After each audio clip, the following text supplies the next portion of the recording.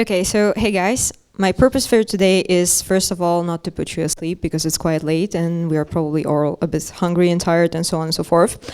I wanted to share with you a little bit of insights about cold outreach, overall LinkedIn plus email. Probably I'll talk a bit more about email because this is something that we all stand with a bit longer than with LinkedIn automation. Yeah, but before we just jump into business directly, who am I or why I feel anyhow entitled to stand in front of you, even though this is like dramatically stressful, what you probably can figure by my overall appearance right now, to talk about cold outreach. So I've been related to cold emailing for a bit over 9 years. I started with Woodpecker as a junior supporter, and I'm the CEO of the company. And recently, we started to rely heavily on LinkedIn as an automation channel. We added it as native automation. So I wanted to share with you some insights and some thoughts about both channels, how to execute them in a good way, in an efficient way. And yeah, that's basically the point for today.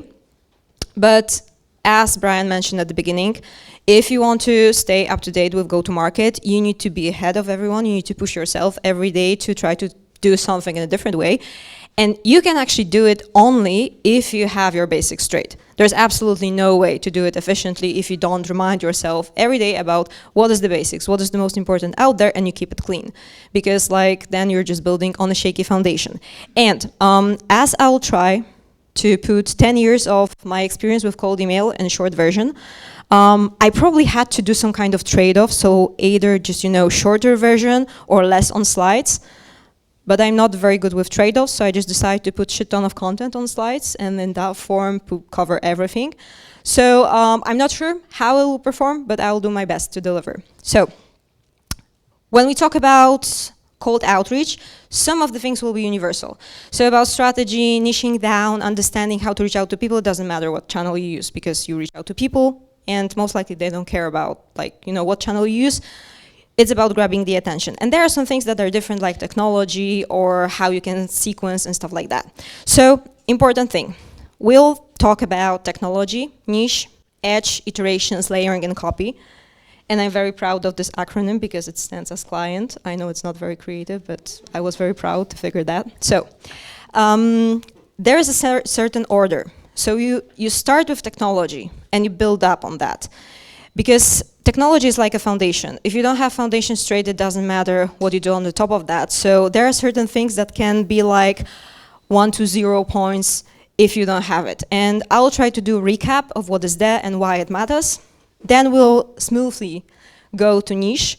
So how to do market research, how to score it, because sometimes it's very easy to find yourself, or at least I've been many times in this place, that I try to do so many stuffs that it's very difficult to select what I do first, and if this niche is good enough, then I'm trying to reach out to niche that doesn't make sense, and I'm disappointed, and then get frustrated, and then we think, oh, cold emailing or outreach on LinkedIn doesn't work. Usually it's not about the channel. There are channels that we know how to use, and there are channels that we don't know how to use. They are not like good and bad. Then iterations, there are not no good writes, just good rewrites. Layering, because of course we need to sequence it, and copy. And copy is, I think, the easiest to roast and the one that you can make spectacular mistakes that I wanted to show you in some areas. And I feel fully entitled to criticize it because I think I was the worst copywriter in the whole world at some point. So I would be proud to also share some of my failures. If you don't structure it like this, you're basically building something that will be wobbly always, technology always first, and then you'll layer up. And I try to put each slide as a cheat sheet, so if you find something useful, feel free to take pictures or you can reach out to me on LinkedIn afterwards, and I'm happy to send it to you afterwards. Okay, so let's start. Technology, and first with email. Technology is your foundation. If you don't do it correctly, you will not see anything from that channel because it means no one sees your messages. And something very simple but always worth reminding, right now we scale horizontally. Some of you may remember the wonderful times like 8 years ago when we were all sending from our own main domain, 300 emails a day, it was all delivered and we were happy and so on and so forth. Unfortunately, this time is gone. If I would have to teach short history of deliverability, it means it was easy, now it's hard. Things happen. But overall, what has changed, we have a lot of technology that helps us to figure it out. So there is no need to just, be super disappointed. We can buy domains on scale. We can configure domains on scale. But important thing, up to 30 emails from one mailbox up to 3 mailboxes per domain. Disclaimer, if you send horrible copy that is not targeted, this will not save you. But if you send very good copy from extremely shitty infrastructure, well, the copy is not saving you either. So, it's like a foundation. But this is, I would say, safe formula. Then the warm-up. And here it will be probably controversial. So,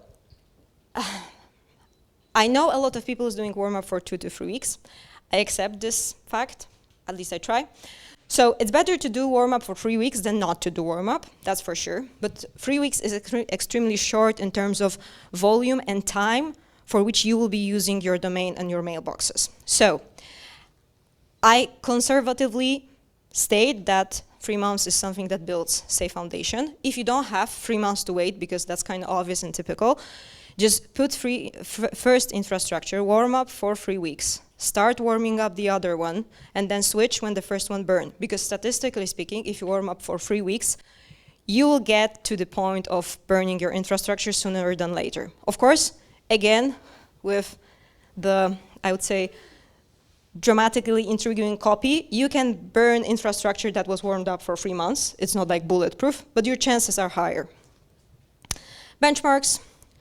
I would say with healthy sending, healthy infrastructure, you should observe something like 40% of open rate. And of course, we can have a discussion if this is worth of tracking open rates or not. We partially had it at the workshop. We can discuss it after the presentation, but yeah. Trying to keep the bounce rate below 5%. 5% I would say is pretty high, but still below that. And having backups. And if you don't know or don't use softwares that automate this part, you may feel like, okay, so technical setting means that I need to set up the SPF, DKIM, or DMARC, or whatever else, like hundreds of times, because if you want to get volume, this is what you're facing. Fortunately not. There are many softwares, and of course, if I have to recommend, I'll recommend Woodpecker, because we are integrated with the major providers and so on and so forth, but with all seriousness, you don't have to do it yourself. If you're setting up SPF and DKIM right now manually, you're doing something wrong, stop doing it. There are solutions that can automate that so you don't have to drive yourself crazy. And of course, to build context, you have Clay, and you have many other softwares that can help you to build around safe infrastructure. And about backups, if you don't know how to plan your backups, which is not something that we all think every day, here is the planner. You can take out the picture. This will lead you to basically a Google Sheet, where you can put how much you want to send and what type of infrastructure you need for that, so you don't have to count it yourself. What would be the best way to check if the infrastructure is burned? You will see it for bounce rate. If you track opens, you will see that no one is opening your emails if you want to rely on it. You can do inbox placement test if you trust it, or if you have provider that you can rely on in terms of placement tests. And yeah, I would say that those are the biggest things. If you're not sending yet, because assuming that you see open rates or bounce rates, it means that you are sending right now. If you're not sending right now, you can try to do some placement tests up front to define at what stage you are at. But remember that placement tests, like inbox placement tests, are never the 100% reality. This is an indication, but this is not something that will happen when you start sending. So the bulletproof test is observing what kind of bounces and what is the volume of bounces that you receive. And by observing bounces, I mean also going to your inbox and reading what you receive in those bounces. If you receive some notification about your IP being burned, or you being marked as a spammer, or there can be a lot of stuffs out there. Okay, so manually, essentially, there's no tool, just put in the domain that would clearly verify if the infrastructure is burned. Well, there are those inbox placement tests, so the softwares that you can use to try this out, but as I said, it's not bulletproof, at least not in my opinion. And for LinkedIn, this is slightly different than email, and we need to remember about that. So for LinkedIn, we don't have automation or integrations as we have for email, to some extent, because LinkedIn is not accepting per se automations that are external. So every type of automation you use is somehow relying on external APIs or something that helps to automate the actions, not per se utilizing API of LinkedIn. And that means you need to have some safety standards when you start automating LinkedIn. Because I know that a lot of people is very insecure about, okay, if I start doing LinkedIn automation, what could happen to my account? What are safeguards out there? Is it safe? Should I do it, or should I maybe consider it for later? So the first, and this is my golden rule, I would never push that forward, is one automation at a time. This is extremely risky to have a bunch of automations running at the same account in a particular given time. Why? Because you can't control how those automations interact with each other. Physically, if you are scraping data at the same time as you are automating, for example, DMs or connections, there are zero chances that you will be able effectively to connect those two softwares so you know how they interact in what time. So physically, you can give a feedback to LinkedIn that, hey, I just visited this profile, send DM and connection request in 1 second. This is like extremely easy for any provider to catch. On the other hand, we need to remember that, with emailing, with years of emailing, we are used to facts that there are like, quota exceeded errors, like no one freak out when we say, hey, I got quota exceeded error. You just hit the limit and that's it. This is something similar with LinkedIn. We need to understand and learn how to obey their limits and we'll be fine. But I would say extremely risky to have a bunch of automations from different providers running at the same time on LinkedIn. Warm up, because it's like one of the easiest things to figure if you're a provider like LinkedIn, or if you're an ESP provider like Google or Microsoft, to check if your account is warmed up. It's super easy to check if you're accepting connection requests, if you're posting, if you're active, if you're actually engaging anyhow. If your account is fresh, so if I set up my account today and start automation on LinkedIn tomorrow, I mean, this is like sending from fresh domain like thousands of emails, and we don't do it because we understand it's a bad idea. Why? Because it's super easy to catch by the ESPs. Technologically speaking, there's no difference. Both are easy to catch. So if you want to automate LinkedIn on scale, remember about stuff like posting, building connections, organic interactions, and stuff like this. Benchmarks, we can discuss, will depend on niche, but like 20 to 45% of connection request acceptance, 6 to 20 on responses. An important thing, we spoke about backups for email. It's very difficult to have backups in the same understanding for LinkedIn, because how we imagine this? Well, I mean, I had many discussions about like, hey, let's generate fake IDs with ChatGPT and set up many accounts for LinkedIn. I mean, you can try it, but when you get caught, I just truly keep my fingers crossed for you. Objectively speaking, the only backup option is if you have other people from your company that can share the account to be used for outbound. So be aware of that if you go in bad places, you're either rebuilding your account, that I know we do have some experiences with, or you just get blocked and that's the end. So there's no backup infrastructure in the same sense as you get with domains and mailboxes. Technical settings, I would highly recommend premium accounts. So not free accounts. You don't have to have Sales Navigator, but the premium version. Cleaning connection requests, because hanging connection requests may indicate that your account is inactive, which will adversely affect the warm-up for your account. And limits. So if you select the technology for LinkedIn automation, it's extremely important to have limits observance built in. Why? Because it's very difficult for you to control that. It's slightly different than with emails because you have more than one action. You can just send email. There are no other things that you do with email objectively when you're a sender. With LinkedIn, you have connection requests, you have visit profiles, you have in-mails, you have direct messages, and so on and so forth. Try to rely on softwares that can help you to do the heavy lifting in terms of limits and keep your account safe. Because, as we mentioned, no backup infrastructure. So if you're done, you're maybe not done permanently, but you need to put more effort into scaling up again than with email. And of course, again, I recommend the best tech stack, as you know. Okay, so let's assume we have technology, and we need to figure to whom we'll reach out at first. So I would suggest something that I call niche selection or niche scoring, and we would try to assign points to particular categories. And just very simply, but very shortly, because I know you probably all know about that. So if you're talking about niche, so to whom I'll reach out, try to score it in certain categories, just to organize your thoughts. It's not necessary, but sometimes it helps to figure if it's worth investing into more automation, into more demanding personalization, to put more effort to go there. So first one is how severe is the pain for your niche? So it's like they're dying or they're a bit uncomfortable from time to time. Because if you have a niche that is starving, they'll forgive a lot. You know, like with the saying of a starving crowd, if you have a booth with burgers, if people are hungry, they will search for food. If people are a bit uncomfortable, most likely they can live with that and they will not care. And also when you reach out to a niche that is extremely tempting to get your solution, they'll forget, like, you know, unperfect subject line, and maybe you could do better personalization, they'll forgive all of that. That's why segmentation is so important and scaling based on the real pain. Then money. Because you can have a severe pain, but people may have no money to pay you. And then objectively speaking, that may not convert in something that is monetary beneficial, meaning no money, no reason to reach out.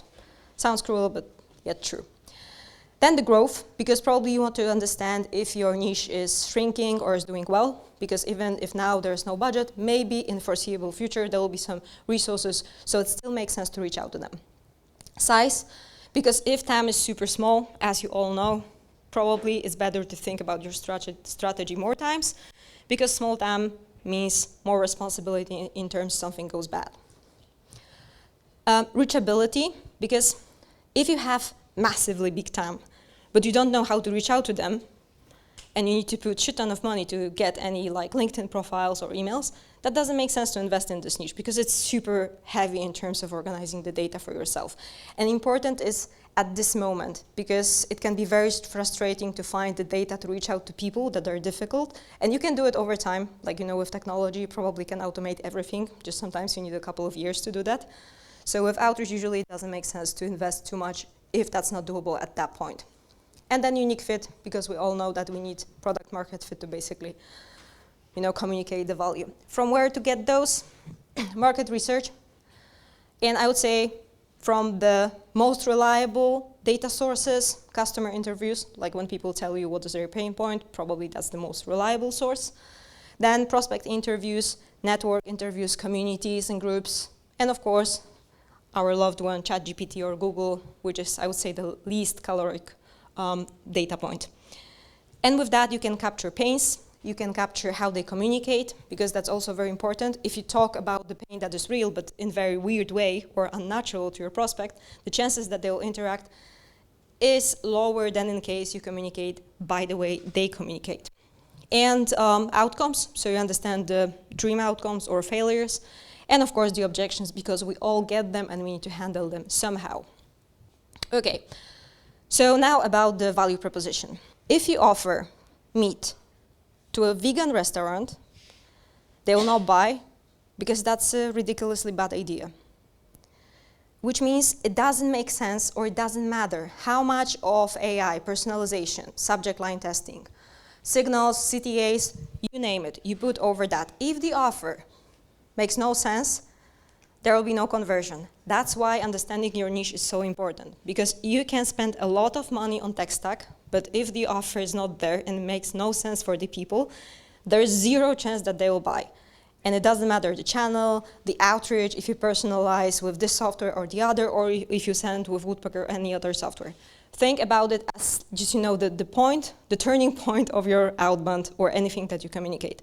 And of course, there will be discussion about objections, pains, offers. You will wander around that. That's never an easy path. And at some point, you will find the pain and the offer that addresses this pain. And I'm putting it here because I see a lot of people who get discouraged too easily in the meantime of a process of finding how to communicate to your prospect. So it's a process, and it'll always be a process. And it's important to try to push to the next step until the moment you find the right communication.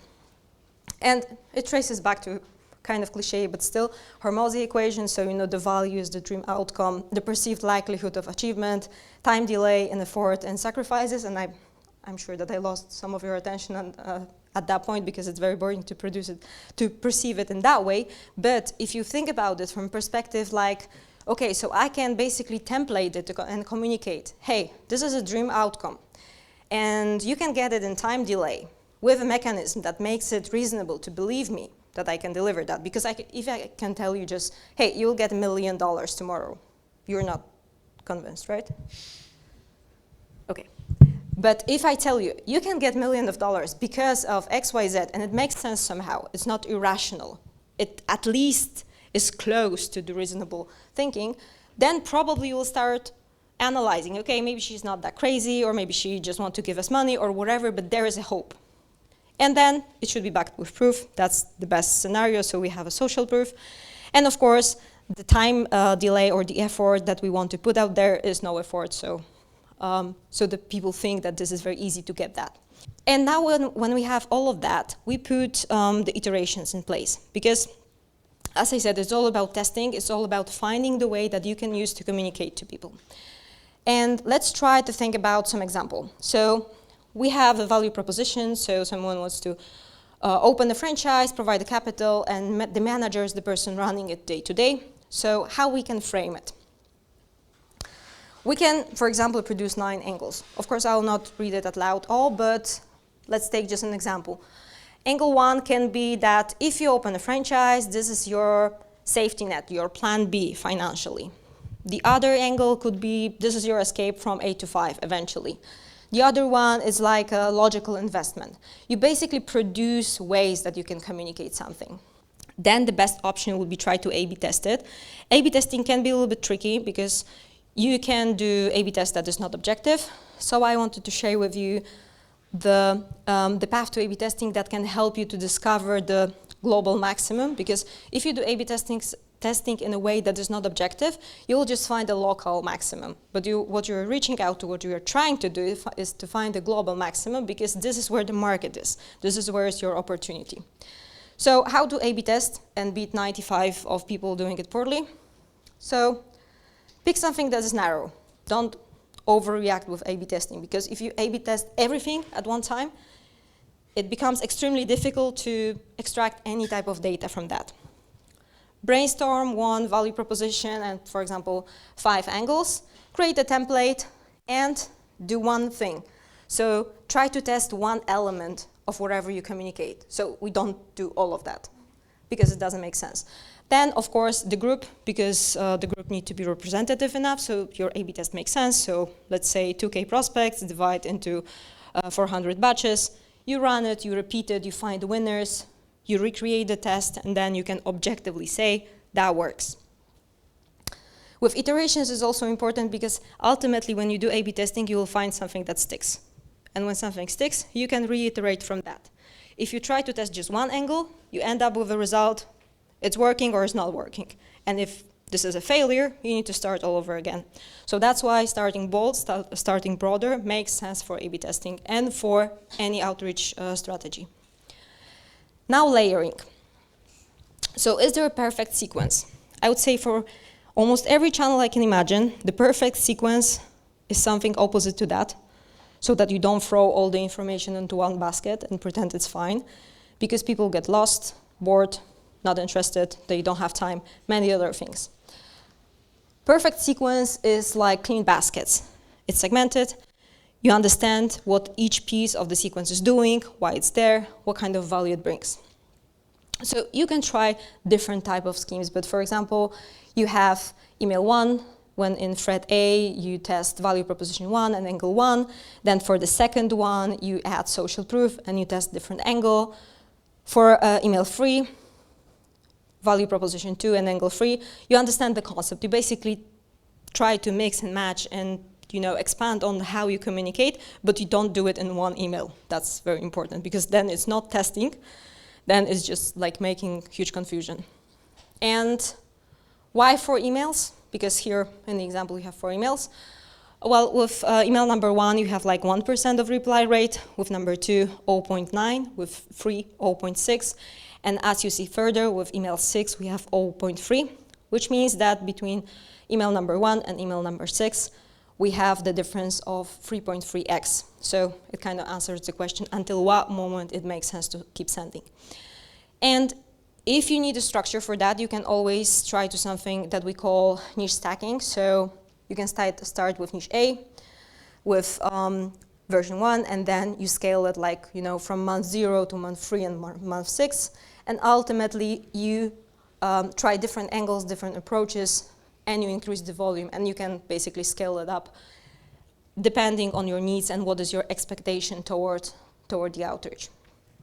Okay, and the last one, so copy. So the copy is the question of why someone should pay attention. What's the reason, like why it's relevant? And there are a few things, actually Damian shared it with me from his mailbox. So there are a few things that I wanted to highlight, probably because I did exactly the same mistakes, so they feel extremely personal, but those are not my emails, fortunately. So when you reach out to a person, and this is like the view from the mailbox, right? So this is what the people see at first. When you call Damian once, there's absolutely no necessity to call Damian second time, aside from the fact that Damian is fully aware that his name is Damian. The second one, so this is about the length of the subject line, right? So basically this is what you see, and you consume, for naming someone, the space of the first view 2 times. The second one, extremely long subject line, some pieces that do not bring too much to the discussion, and you start with the first view by saying that you don't want to waste someone's time.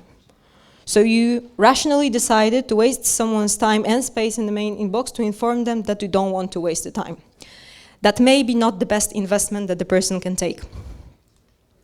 So don't do things that are a bit cliché, but it's always worth to remind that email don't find us well, even if we are well. No one cares if we are CEOs, CTOs, whoever is there, like this is absolutely irrelevant. And if you know that I'm busy, why you're texting me? You either don't admit, or you just change the content, because this is like pure waste of space, of reading time, of anything that you could waste, this is a waste. Instead, try to write about something that refers to them. Observation, about something that make them feel interested, or I don't know, why it's relevant, why you, why at this time, whatever. But this is just an idea to show you how you can use the space. And I wanted to show you some examples, like for example, the subject line with your website, meaning the name of the website, and then it continues to the content itself. So, you know, something relevant showing that you know the person, some context. You can easily scale this up. This is really not a rocket science. The other one relying mostly on curiosity, so have you noticed, and then some type of content following up from that. Because when you get the attention and subject line, you have approximately 8 seconds of someone's attention, statistically speaking. So it means you have 30 to 100 words, one offer, one angle, one CTA, simple language. The ratio of you to I should be healthy, because people usually are not interested in hearing your story, unfortunately. With cold emailing, it's all about them, it's all about empathy and being specific and being relevant, because otherwise that's, again, just a waste of time. Fortunately, there are many frameworks around the world that we can use, so you don't have to figure your own framework. You can use, you know, pass or before, after, bridge, whatever else. You can also use something more modern, I would say, like, for example, the 40 framework by Josh Brown. So, you know, start with trigger, then you make your prospect think, third-party validation, subsequence, and talk. This is up to you, but the important part is that you don't have to figure it out yourself. There are many resources, people tested it, thought about it, and you're free to basically take it and use it. And now about LinkedIn plus email, because this is extremely powerful combo. I mean, I would say doing multi-channel automation is something that can leverage your outbound to another level. But you need to be aware of some things that basically control the game. So LinkedIn, as we discussed, is harder to scale. Stats will make up for that, because as you see, the connection request acceptance, the reply rate is higher than what you get with emails. It's a longer process, because you know, you have usually first the follow, you have some type of connection, you invite people to your network, then you are open to message them almost unlimitedly. There is a risk of being banned, which is a bit different than with emailing, because with emailing you just throw away the domain and you set up new one and you continue. That's not the case here. But you have a direct reach. Your personal brand works on LinkedIn, so it means you're in the same place as you build your brand. If you're posting on LinkedIn, they will see it instantly out there. You have better average stats, and yeah, you get basically this touch that is not there with LinkedIn, with email, sorry. With email, it requires a bit of a text setup. Fortunately, it can be fully automated. Warm-up is a must, so you have this waiting time With LinkedIn account, probably you have it already somehow warmed up, unless you have never been on the platform. With email, you need to set it up from the very basics. It's a copyright challenge because you have a subject and body, so it's different. It's structured slightly different than LinkedIn, but then it's easy to scale. You can reach out with email to almost everyone with B2B. So basically with LinkedIn, it's not the case. You may find people on LinkedIn, but there are LinkedIn accounts that are just purely unused. With email, I would say 99.9% people doing business do have some form of email. So in terms of reachability, chances that you will not find email are extremely low. And it's cheap. Emailing is cheap now. Data are cheap. So if you haven't tried cold emailing, you should, because it's cheap. And it's a good channel. But this is a very powerful combo, and I would say give it a try. Just to show you some examples, like very basic ones. Usually what we see on the side of our customers, this is like a screenshot from the interface, is basically either starting with email as Damien showed, or with simple steps on LinkedIn sites. So for example, visit profile and connection request, and then on the condition based on the connection request, we scale up the sequence further. Of course, usually the sequences are longer in that type of configuration, but you can plan it over time and basically perform it easily. Or just LinkedIn campaigns as a separate one from email. So as you see here, usually they are structured like visit profile, connection request, direct message from obvious technical reasons. It's better to connect to someone than to send email because then with DMs, you are unlimited if you connect with someone. It's also good to know that with emails, you always have some type of limits. On LinkedIn, if we are in a connection network, like First Degree, we are connected physically, there is no limit because this is like a messenger. So there is no chances that they can limit that because that doesn't make sense from perspective of the software. The only thing that is risky is that if you spam someone and they report you for spamming to LinkedIn, that's a bit heavy in terms of managing. So try not to do it. That was the last one. So we survived, at least I.